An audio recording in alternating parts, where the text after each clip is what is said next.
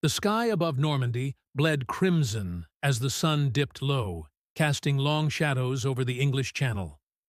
July 1944. Operation Cobra. The Allied invasion hung by a thread, and high above the chaos, death danced in the form of steel and fire. A P-51 Mustang, sleek as a greyhound, sliced through the flak-blackened heavens. Its pilot, Captain Elias Eli Thorne, gripping the stick like a man clutching his last breath. Behind him, an Fw-190 snarled closer, its radial engine a guttural roar, cannons winking like devil's eyes. Bullets stitched the Mustang's wing, shredding aluminum like paper. Eli yanked hard into a turn, G-forces slamming him into the seat, vision tunneling black at the edges. But the German ace, call sign Der Wolf, stuck like glue. No matter how Eli bled airspeed, twisted the nose, the 190 rolled with him, faster, meaner, a butcher's blade in the blue. Damn it! Eli spat into his oxygen mask, sweat stinging his eyes. He'd seen it before, too many times. The Mustang was the queen of the skies, long-range escort, heart of the 8th Air Force, but up close, in the knife-fight frenzy of a dogfight, those Focke-Wulfs ate them alive. The 190's roll rate was a blur, its dive like a falcon from hell. American boys, green and gutsy, plummeted in flames. Tom Riley, Eli's wingman from Texas, gone last week, vaporized in a second, his voice crackling, "Bandits, 6 o'clock," before static swallowed him whole. And Jimmy Hayes, the kid from Brooklyn, who'd painted a pin-up girl on his nose, cowling? They fished pieces from the drink. The stats were a nightmare. In the first month of Overlord, Mustangs claimed kills, sure, but losses to 190s climbed. 20, 30, 40 pilots. Coffins draped in stars and stripes, telegrams shattering families back home. Eli's squadron, the 357th Fighter Group, was bleeding out.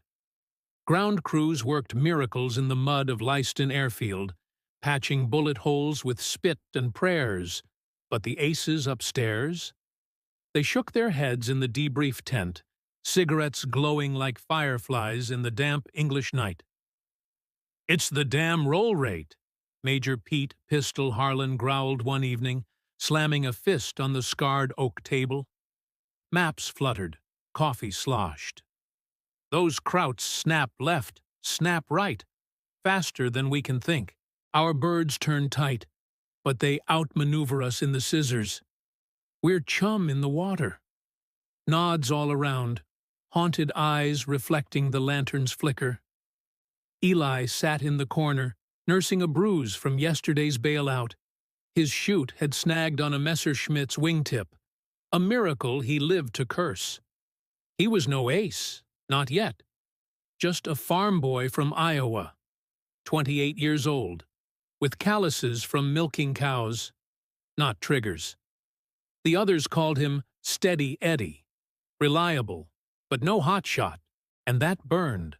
While glory boys like Chuck Yeager racked kills, Eli nursed the wounded, flew the milk runs. Injustice?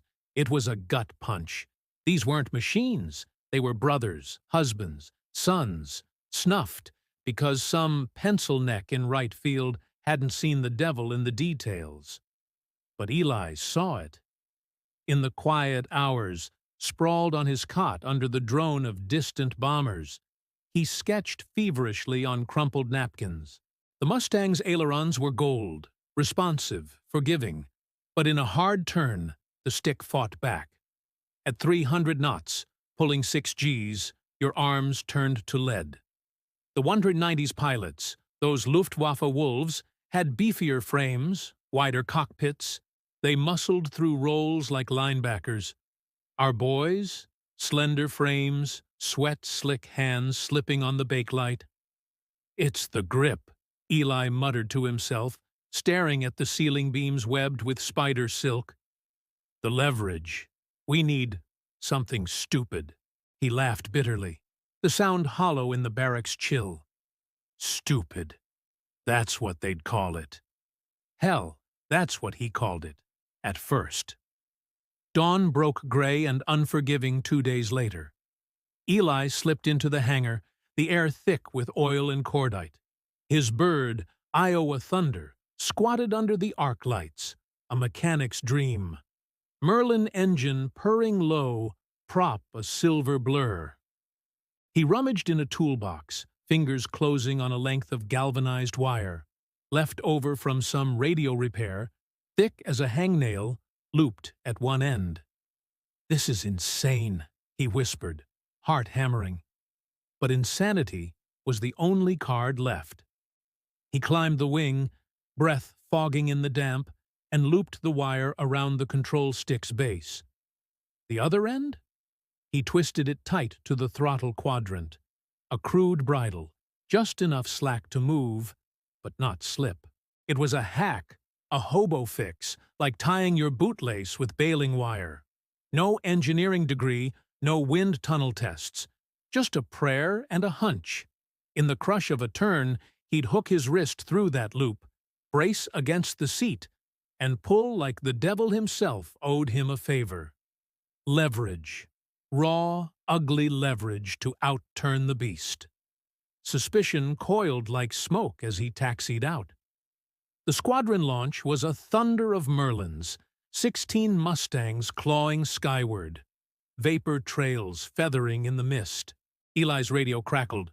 "Red flight, form up on me. Bogies reported over Con. 190s, at least a dozen." His mouth went dry, pulse a war drum. Up they climbed, 20,000 feet, the earth a patchwork quilt far below. Then, contrails, enemy silhouettes knifing from the sun. "Tally-ho! Bandits, 12 o'clock high!" Pistol's voice, steel-edged. The merge hit like a storm, tracers lacing the sky, a 190 exploding in a fireball, shards raining like confetti from hell. Eli dove into the furball, a corkscrew of chaos, engines howling, wings flexing under load. A 190 latched on his 6, green heart winking fire. Eli slammed the stick over, banking hard left. The world spun, clouds whipping past, altimeter unwinding. Normally, that's when fatigue crept in, arms quivering, the turn widening just enough for the enemy to close. But not today. His wrist snagged the wire loop, rough metal biting skin. He pulled. Oh God, he pulled, like hauling a plow through clay, veins bulging, teeth gritted.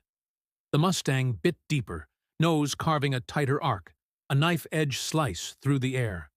The 190 overshot, its roll too slow, too greedy. "What the?" Eli gasped, disbelief flooding hot. He reversed, yanking right now, the wire his lifeline, bracing against the inertia that clawed his soul. The German pilot, young, cocky, yellow nose, screaming JG-26, fought to follow, but his bird wallowed, heavy in the turn. Eli's Pipper danced onto the canopy, a fleeting gift. He squeezed the trigger. 50 calibers barked, stitching the 190's fuselage. Fuel erupted. A blooming orange rose in the sky. "Splash one!" Eli yelled, voice cracking with raw triumph. But there was no time to breathe. The wolf pack circled, 6 more closing like sharks. Word spread like wildfire through the melee. "Thorn's turning inside 'em!" a wingman shouted over the static. Pistol saw it first. Eli in a scissors fight with Der Wolf himself, the ace who'd claimed 80 kills. The 190 scissored left, a blur of wings. Eli countered, wire taut, pulling G's that would have snapped lesser men. His Mustang hung on the edge of stall, a whisper from the grave, but held, tighter, fiercer. The German's turn bled energy, his radial gasping. Eli's Merlin sang, liquid-cooled fury. Suspense thickened the air, thicker than the cordite haze. One mistake, a slip, a jammed wire, and Eli was meat. Der Wolf broke right, diving for the deck. Eli followed, the loop cutting into his flesh. blood slicking his glove. 400 knots, winds howling through the gear doors. The 190 pulled up sharp, a desperate Immelmann. Eli anticipated, wire his anchor, flipping inverted and rolling out inside the loop.